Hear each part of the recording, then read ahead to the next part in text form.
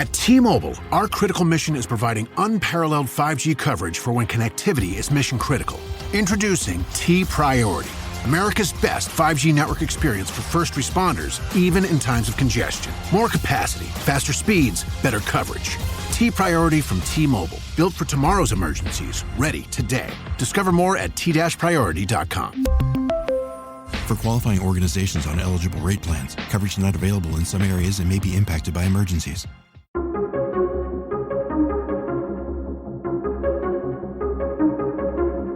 Hey, everybody. Welcome back to the Follow to Lead podcast, a Christian leaders podcast powered by Greg Fay Insurance. If you haven't talked to my man, Greg Fay, do so today. Go to gregfayinsurance.com. Today on the podcast, a special one for me. I asked my beautiful wife and my oldest son to be on the podcast to talk about this season of transition. And so in our conversation today, we talk about what it means to surrender what we can't control. We talk about what we learned from growing up together, the three of us, and there's a lot of emotion. So I hope you enjoy this conversation with my beautiful wife, Karen, and my wonderful son, Connor. Hey, everybody. Welcome back to the podcast. I'm so excited to have two of my favorite people on the planet with me today. The legendary Karen Miltenberger, who's been on the podcast numerous times before, and making his podcast debut for the first time ever, Connor Miltenberger. Connor, welcome to the podcast. Yeah, I feel welcome. Thank you. Thank you. Karen, welcome back. How you feeling about being back on the podcast? You know, I mean, I feel good. Although the last time I was on the podcast, I believe we were talking about sex. So that's not going to happen today. Well, yeah, let's hope not. I don't want any part of that. So let me give a little bit of context to the podcast family about why we're here today. And here's one of the things that I've realized is that as a parent and as a leader, seasons change, and it's important to mark those seasons with remembrance and thoughts about going forward. And so Connor is getting ready to take a new step into a new season. And I thought it would be great for Karen and I and Connor to kind of reflect and have some honest dialogue, no hurt feelings. We're just going to share from our hearts, and maybe you'll find something in here that helps you as a leader do the same. So Connor, let me start with you. When you think about the calling that God has placed on your life, you know, you're 18, you're getting ready to take a big next step, and you can tell everybody what that is. What do you think that calling is? Yeah, so I think for one, it's hard to say because I am an 18-year-old who's figuring out life and just navigating as it's all going. So it's hard for me to say like for sure, but like obviously like, well, or maybe not as obviously, but like in this next week, I'm headed off to the Naval Academy. And I guess the calling that I think God is leaning me towards is just using this opportunity to reach as many people as I can in the military side of the world. Maybe not so much as the people that I've maybe affected before now, but who I will affect. Influence. That's excellent. Really well said. Karen, what about you? How would you describe the calling that God has placed on your life? You know, it's so funny because I've been doing the job that I do for so long that it's become like a part of who I am. But I think my ultimate calling, and I always tell people this, like as a mom, is to raise jerks, you know, and to raise nice people and to raise nice humans. The language may be a little more colorful at times, but typically, I mean, like, I think that's my calling is like, especially with my children, you know, is to put good humans into the world to keep doing the work. Yeah, that's I love that, and obviously I love working with you on that. So that's a big part of who you and I are as a couple. And for sure, Connor, you're taking a huge step to go to the Naval Academy.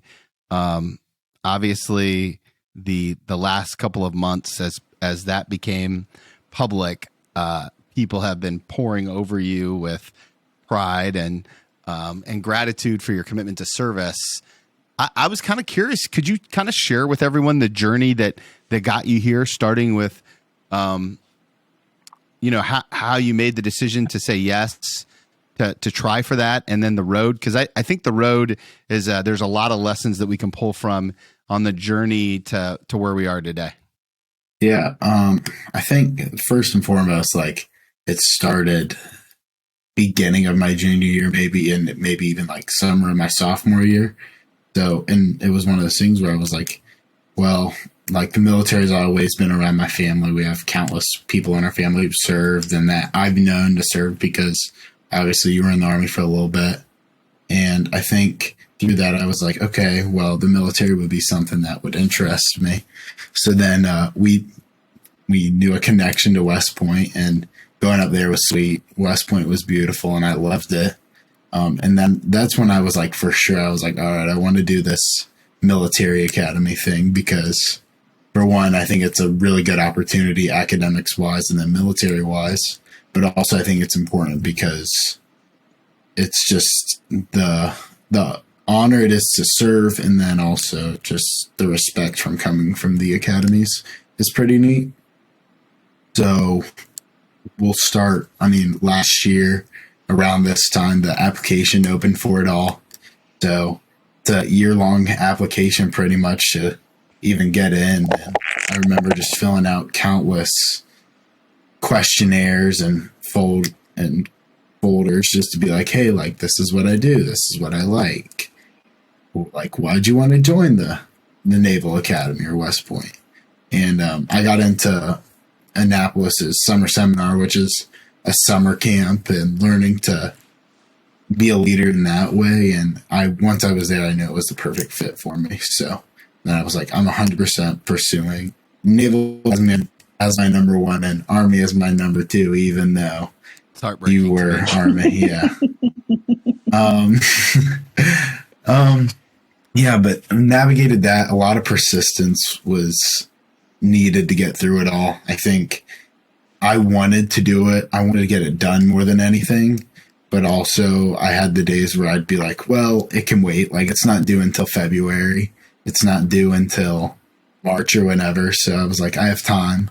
Well, like, the time slowly crept up on me because, oh, well, I had summer baseball. Scratched the whole summer out, right? Because baseball is just one of those commitments where we're going all the time, and then we're right into football season, and that took up a ton of time. So then we as a family had to just be like, hey, look, once a week we're going to talk about this and just work on it. And obviously I worked on it whenever I had the extreme motivation to, or even not extreme motivation to, because I knew I had to get it done because of how much it was there. And then now, we're here and we're got it all figured out, and it's awesome. Karen, during the application process, you and I had a lot of conversations when Connor wasn't in the room about persistence. I'm curious, what did you learn about yourself in raising a young man who had goals and also no motivation to achieve those goals? I learned that I can get rather frustrated. And I think one of the things that we decided together continually had to tell each other and things like that were like, this is not our goal. We can't want this more than him. And because we would get so wrapped up in it needs to get done, he needs to do this, that finally you and me both, because I think we both did it, to where we had to remind each other, we can't want this more than him. Like, this is not one of those pieces where we have to say, this is where you're going, this is what you're doing, right? Like, this was what he wanted to do. Yeah, and what was interesting for me about that is we would ask, I had a lot of questions, and you had a lot of questions. And Connor, how would you articulate your feelings when we asked those questions? I just didn't. Look, when you're asked maybe 5 times a day, up to 100 times a day, That's just an extreme questions, exaggeration. questions on why, like this, that, and the other. Like, oh, how's it going? It's like, well, you guys gave me an hour. Like, I haven't done anything, right? Like, I just got home from a 3-hour football practice, and I'm tired, and I want to relax a little bit. But I mean, you guys were persistent in the fact of like it was always in my mind, which I don't think is like a bad thing as much, because obviously that showed me that like you guys were invested, and I think having invested parents and just siblings as well is just a huge factor in getting stuff like this done where it is long and tedious. So I thought that was like huge. And the idea of going to once a week meetings, that came from one of my coaches that I was working with, right? Is that eventually, because I was getting frustrated at your frustration. I mean, look, when I'm asked that much, I'm like, all right, guys, look, you got to give me some space to breathe and be my own man here. Like, so and to be fair, also, we would ask questions that were just asking questions, and he would be like, "Stop pressuring me," when all we were doing is it's all like subconscious pressure, like putting that pressure in ways that like you don't even realize. Like even bringing up like tiny points like that, it's like, oh man, like it makes you think about it one way or another. It's like I don't want to think about it right now. I need that little break. What I appreciated about the weekly meetings is that it gave us a framework to all agree on. I think that was helpful. And then in addition to we that, also went, go ahead. I was going to say, we also created that shared document. That's what I was going to say. Yeah. On our phones that, was more for, I think, me and you, not necessarily Connor, but that he could see like, hey, we need you to see these things too. Yeah. And we have our own stuff. Yeah.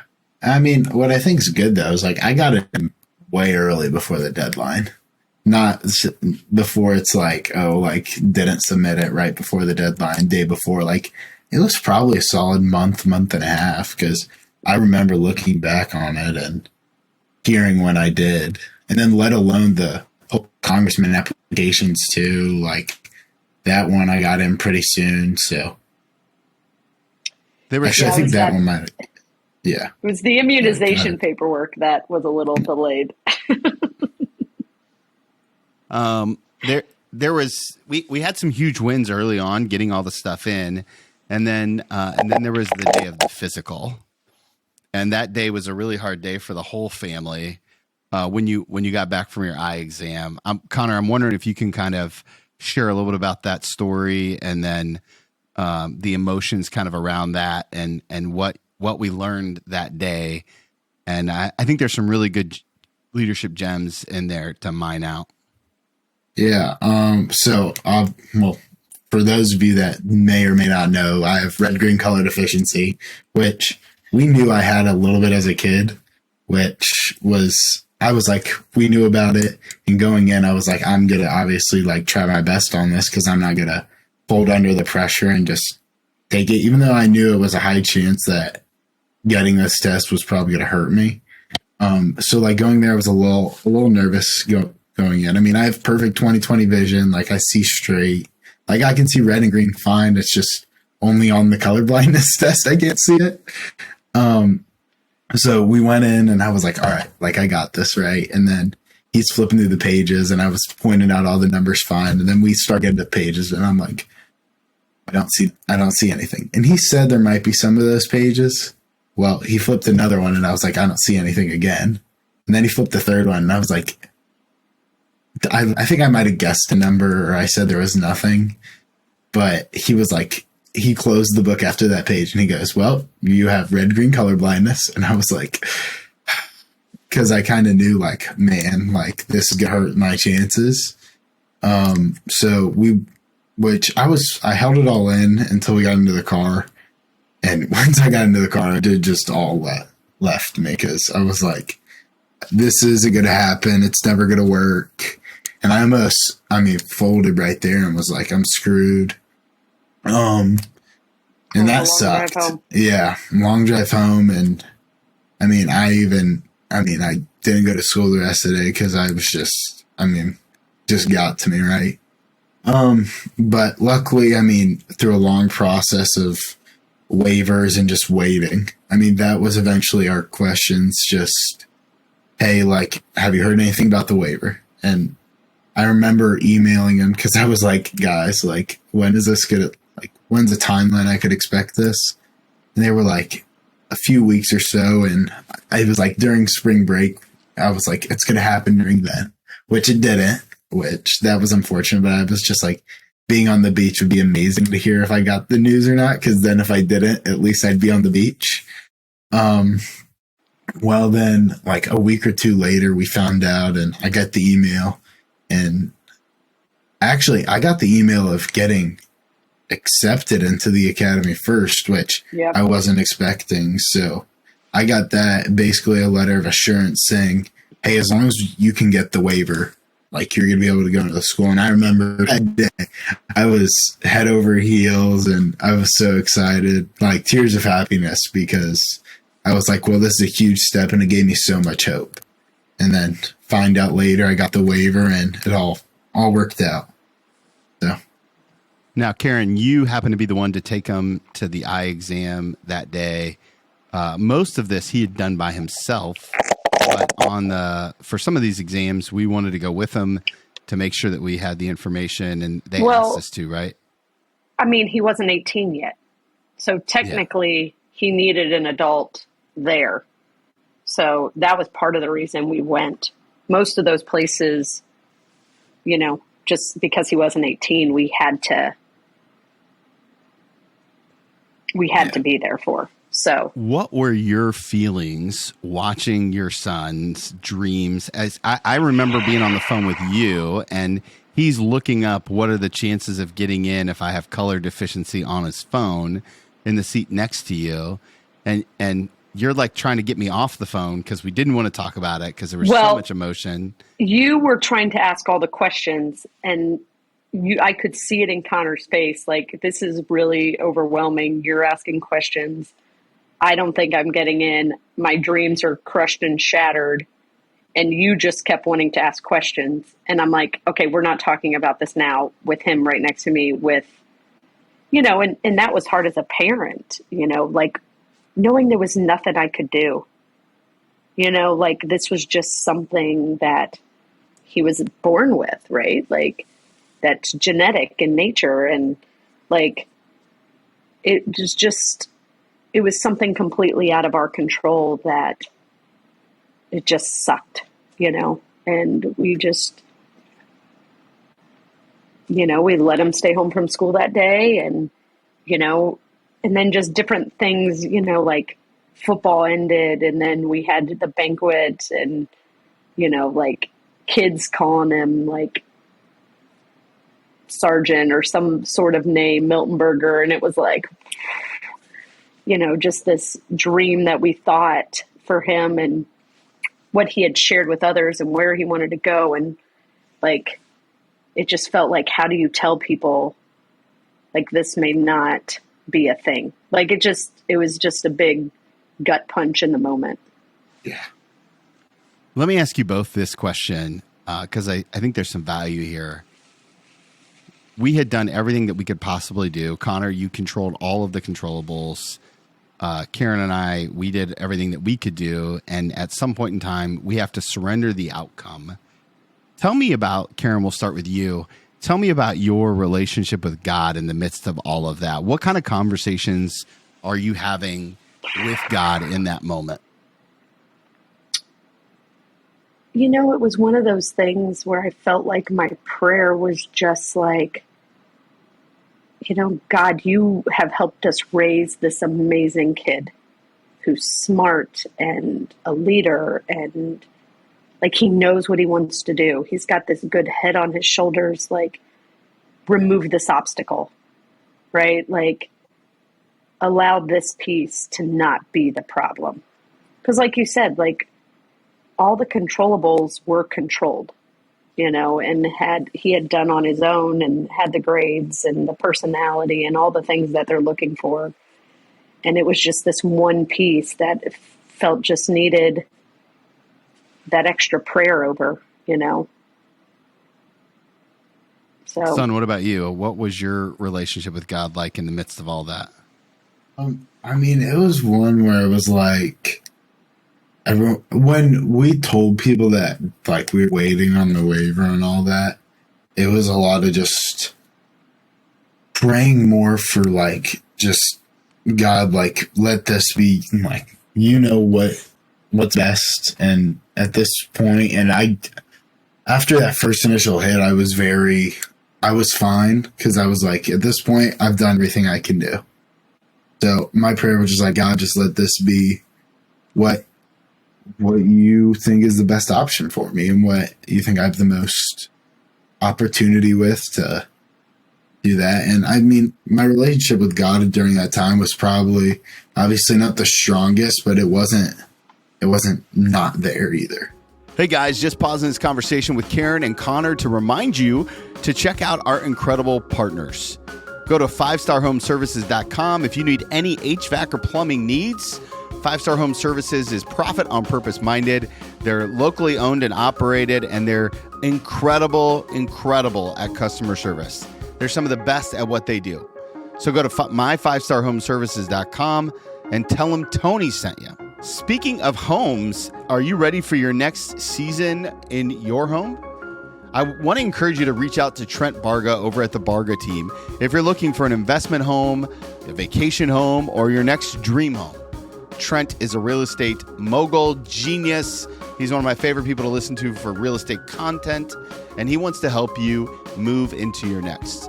There's a link in the show notes. Look up the Barga team, Trent Barga, and again, tell him that I sent you. I promise you'll get top-notch customer service. Now, let's finish up this conversation with Karen and Connor.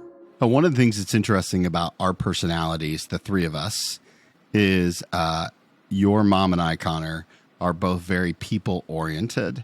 Now, I have a lot of people. Karen's group is a little smaller, but Karen and I are both talkers. We like to verbally process things. You are not a verbal processor to date. Maybe that'll change. Yeah, maybe it won't. No, yeah, not right now. I would say that's not how I process one bit.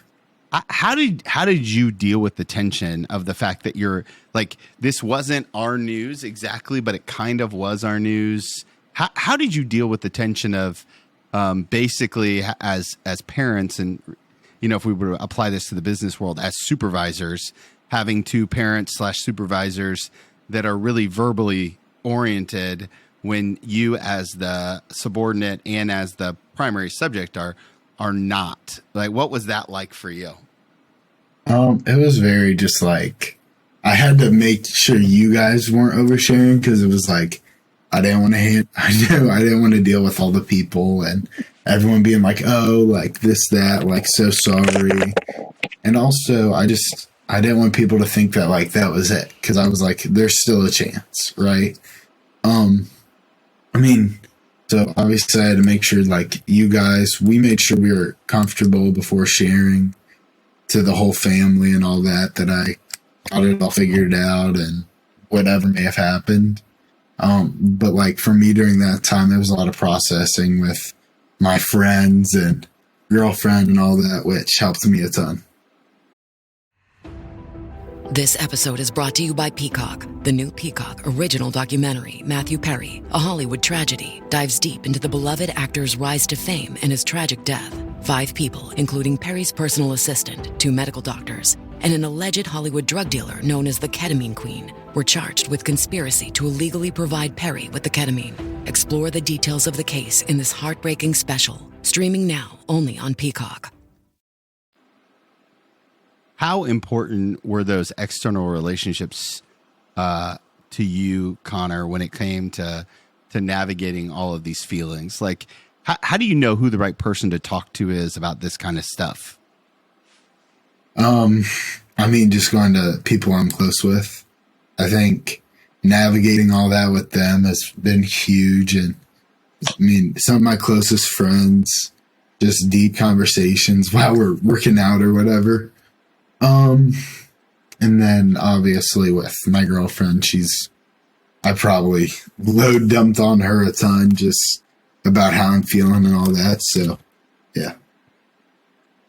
Karen, same question to you. You and I were cut in the tension of we obviously have someone in our life who doesn't really want us to share. We are both people who like to share. Sometimes I've been known to be an oversharer.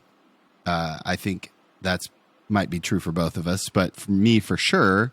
How did you deal with that tension in your life? I think I picked my spots, and found my people who I, could trust with that information and share and that understood, because a lot of people don't understand like what it all means and what does waiver mean and what does this look like and what do you mean he got in but he didn't, like, but he's not in, and like there were so many questions. So we kept everything off of social media, and didn't share any of it. Our different Bible studies or people we knew who were prayers, shared with them and things like that, just because we needed and wanted the extra prayers in the situation, in the waiting. But I think it was like just picking our spots, and asking Connor too, like, is it okay if we share this information with A, B, and C? So. Yeah, I think that's good. I think the constant conversation about what can we share, when do we share it, what's it look like, who do we share it with? Obviously, you and I have big families, and a lot of people are really invested. We're really invested in Connor's success, and Connor's the oldest grandchild, and I think that kind of played a little extra tension. Well, in my side of the family, on your side, in right? my side, yeah. And so by 4 years, like right. The next one is our next one. So yeah, it like probably felt like an additional amount of pressure for you and I. And so, one of the things that I am always curious about, Connor, is how did you make the decision to surrender it to God and like I controlled the controllables, and like what was your thought process on coming to that conclusion? I think it was just like taking a step back and realize, like, for all the time I've put in and all this and that, like at this point, even if the reason I didn't make it was because of the colorblindness, like it would have sucked. But I just realized that I had to step back, because if I was too into it, like, oh, I saw the chance, or oh, like there's something I can do, it was going to eat me up more. And that would have ate me up alive, because I was constantly just like, I'm just going to let it happen. And if I had to tell people every time I got asked about how I was going to navigate it, it would have just been a more and more like punch in the gut. Yeah. Yeah. And, I think my prayer was always, God, your will be done. Right. And when we got to that place, it was kind of like, open the doors that only you can open and shut the doors so that we can't open them. And thankfully he did open them. And now here we are, right? As we record this, we're 1 week away from I-Day. Minus a week. Yeah.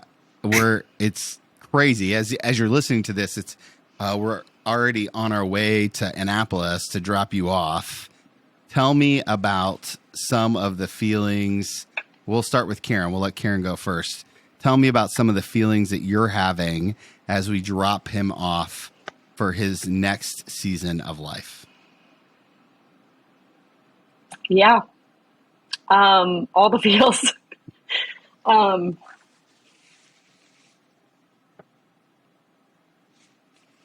think the number one thing that I feel the most is pride.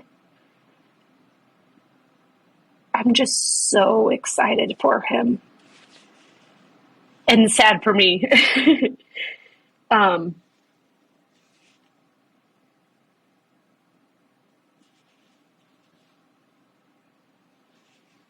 That's okay. We can.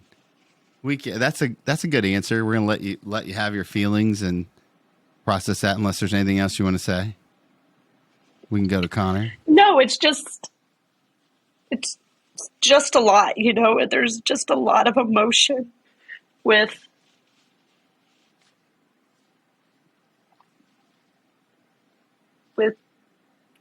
saying goodbye and not seeing somebody every day that you've seen every day. This week has been really good because he's been gone. But I've also been able to text and call and FaceTime. These first 2 weeks are going to be real hard because, and there's 2 30-minute phone calls scheduled through the entire summer. I'm hoping they're a FaceTime call versus a phone call. I don't know what the parameters are. It's his cell phone. I'm sure he can do whatever he wants, but yeah, we'll see. His voice for proof of life will be good, but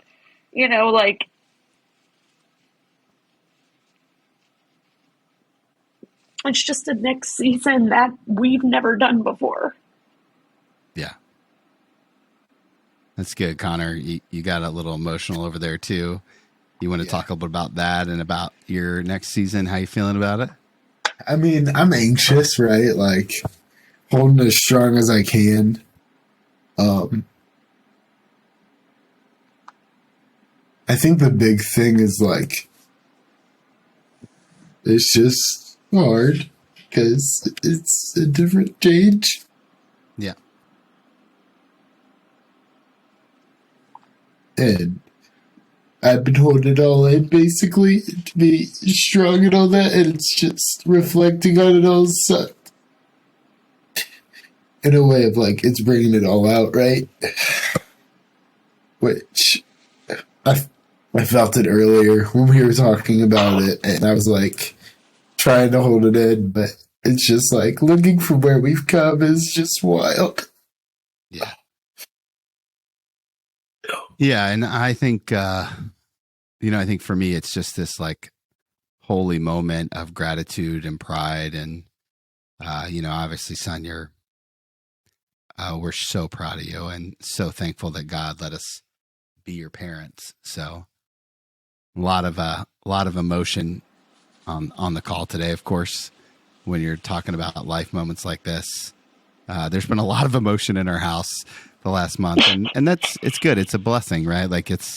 That's why we do these things. And if you're a leader that's listening to this and you don't figure out ways to get your emotions out, what we know for sure is that eventually your emotions will eat you up. Yeah. And so it's good for all of us to let that out and to work through it. All right, let's shift just a little bit. You're now 18 years old. I would love to hear your thoughts on if you could go back in time, right? And this is to kind of armchair quarterback our parenting, right? This is no matter what you say here, you're not going to get in trouble, right? So armchair quarterback our parenting. What's one thing that you wish we would have done differently? And then I'm going to ask you the flip side of the question as well, which is what are one or two things that you thought we did really well? So we'll start first with you, Connor, and then we'll go Karen and me. One thing that we wish we could have done differently raising this young man. I don't think there's much, right? Maybe a little thing here, a little thing there. I mean, that's hard for me to answer because I feel like you guys have done a pretty good job. Maybe even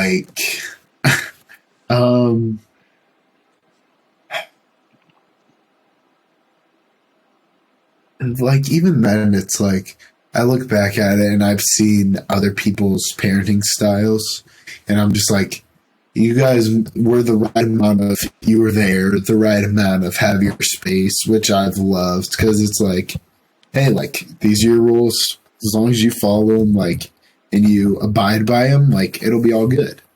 So I think that balance of it all has been great. And I think that's probably something I've loved about it. It's just kind of we've set our rules as you guys set your standards and rules as parents to me, and I think being able to follow those has been just makes it easy, because it's like, oh, well, your curfew's this time? Okay, well, if I need to change it, I'll talk with you guys and we'll figure it out. It won't be a hard no or a hard yes or whatever. So I think it's the right amount of freedom while also realizing, like, hey, look, like, you're still under our roof. Like, we're in charge of you. So, yeah. Karen, one thing that you think that we could have done better. Let's armchair quarterback this thing. I mean, I really think we did a great job.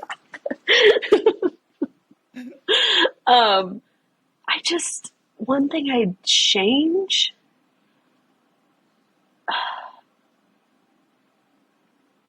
I don't know. Maybe, I mean, like, we did a great job of vacations. Probably one thing that maybe personally would have been probably more like one-on-one time. Even though I got my time, like, literally had time with just Connor over the years and weekends, like, Vacations where it was like, well, not even vacation, but like when Dad was gone, like military stuff and trainings and weekends, like, it was you and me, bud. Like up until Caleb was born, like, it was so one of those things, like, you know, and for a good couple months, like, I thought it was just going to be Connor, right? Like, we didn't know we were going to have Caleb. Couple of years. No, it was only a few months before them telling me, no, you're not going to have any more children, and then Caleb being created. So, like, yeah, I just didn't think we were going to have more kids. I thought we were going to be one and done. No, you did not. You're not. I couldn't That's imagine a total being lie. an only child. It's a total lie. But I think just the one-on-one, especially as he got older, right? You know, like, you talk about, like, dating the kids, and I don't know that that's something I ever thought about or would do, just because it was like it felt like I was always with them and would be the one to take them to something or do something, you know, over you. Yeah, I had to be more intentional because I was gone a lot. Yeah. And that I would say, like, I probably wish I would have been a little bit more intentional in discipling Connor to follow Jesus, right? Like, I think he loves Jesus, but, like, giving him some of those, more of those tools, you know. It wasn't until just even this week where we hadn't really talked about a tithe in a long time, or some of that other stuff, and, like, stuff that has just changed our lives. And I don't know that we had shared some of those spiritual disciplines with him. And honestly, I wish we would have waited till later to give him his cell phone. No. You know? Actually, I thought about that. And actually, Connor was not bad at all with his cell phone. The other two are the problem. We're going to have, that's going to be my change podcast. for those kids. Like, I was gonna say, I was like, I think it's the freedoms with it all, and I thought I navigated it good. I thought I was better than Caleb and Shiloh. You're the only one that gets their cell phone in their bedroom out of all of our kids, and you've always had it in your bedroom. I don't know how we missed that. No, he hasn't. I had it in for a bit, but then what happened was I would be like, well, how about on the weekends? And then I got it on the weekends in my bedroom, and then eventually I started just leaving it in there, and yeah.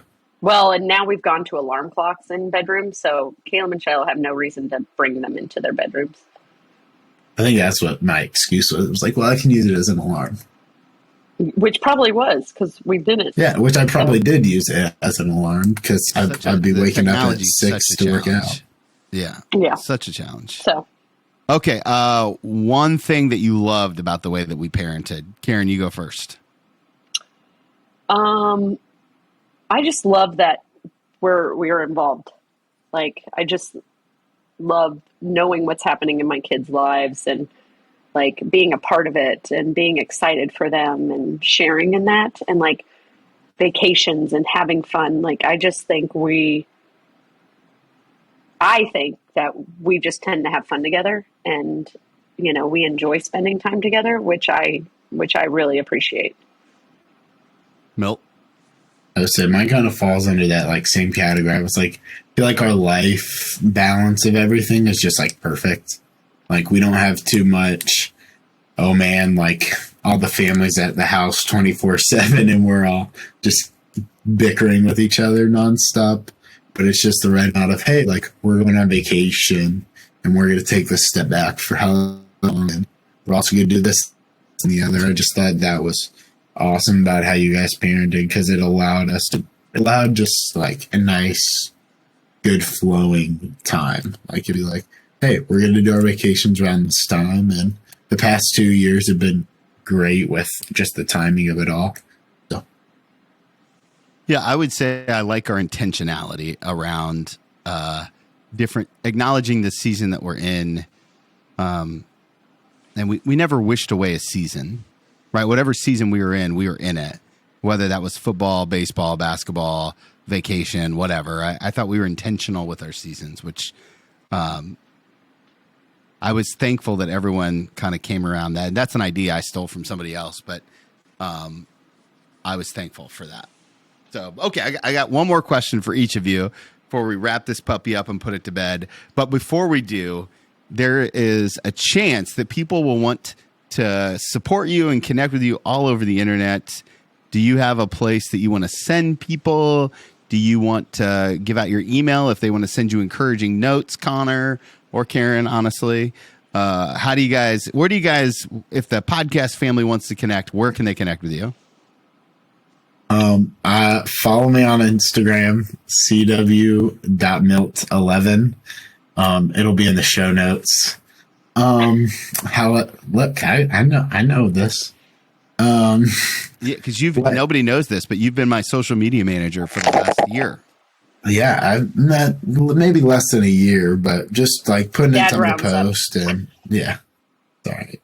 I would say follow me there. I am private now because of some social media agreements that I had to sign with the Naval Academy, but as long as it's all good, I follow, shoot me the DM, keep in touch. I'm hopefully going to have a LinkedIn profile that I have all figured out eventually. Like, I have one, I just don't use it, but I hopefully will start using it here soon. So using it there. So I'll put that in my Instagram eventually. So just, if you connect me on Instagram, there'll be ways to figure that all out. Karen? I am also on Instagram, Facebook, all the things. Karen Milt on Instagram. So, yeah, love it. That's where I'm at. Okay. Last question I love to ask people. You guys know this question. You've listened to the podcast before. It's an advice question. If you could go back in time and give yourself one piece of advice about what was about to happen, I'm going to give you two different seasons of your life. Connor's different than Karen's.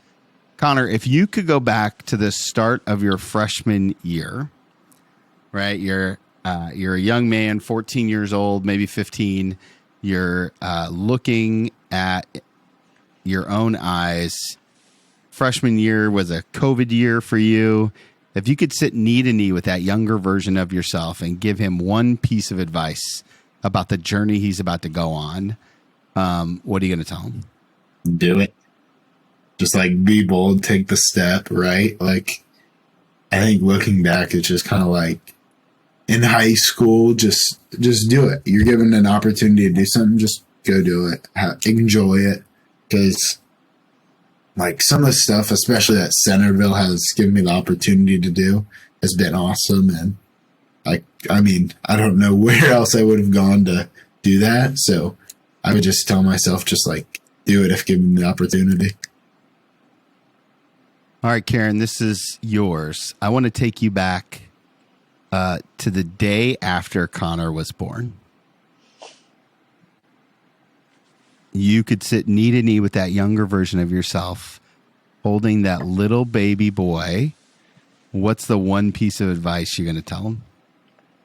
Well, in fairness, the day after he was born, I wasn't really able to hold him. I mean, I did. We don't need to go. You know what I mean? We don't have to get into the. Saying. Yeah, I know. You love the details. I wish I could have done more on his first day he was born. Take it all in. Yeah. It goes by so fast. So fast. Like, I cannot believe we're here right now. Because it was just so fast. Yeah. So that's one thing. Just enjoy it. So. Yeah. Even like for me too, it's just like looking back at high school, I remember like everyone was always like, it's quicker than you think, it's sooner than you think. And time has just flown by these past 4 years. So next 4 are hopefully just as speedy. Amen to that. That'll be something to celebrate. I think for me, I would tell that young dad to work less. That's what I would tell him. Work less. Work's not that important. Even the good godly work I was doing, it's just the moments are so fast, and I think about that all the time with our next 2, who are also amazing kids. They're just great kids. So good. We feel ridiculously blessed with all 3 of our kids. They're really, really awesome. So, Caleb, Connor, any closing comments? Oh man, you blew that one. No, at least he didn't call you Andrew. I mean, no, not really. It's about to be a journey, to say the least. So, amen. I'll be excited. Should we say go Navy to end it? It feels kind of dirty. Oh yeah. We can say go Navy. You just don't have to say the other part. All right. Connor, are you going to end it for us? Go Navy and beat Army. Woo, that was a good one. That was a lot of emotion for me. That was a lot of emotion for all of us. Thank you. Thank you for listening and for being a part of my podcast family and for letting me share my actual family with you. I really enjoyed what Connor had to say about living in the tension of having extroverted parents, about surrendering when you can control the controllables. And just super thankful that God let me be, Karen and I be his parents. So thank you for being on this journey with us. As always, I'm embarrassingly easy to find at TWMilt on Instagram. Follow the number 2leaguecoaching.com is our website. And remember, guys, if you want to follow Jesus, you must be willing to move.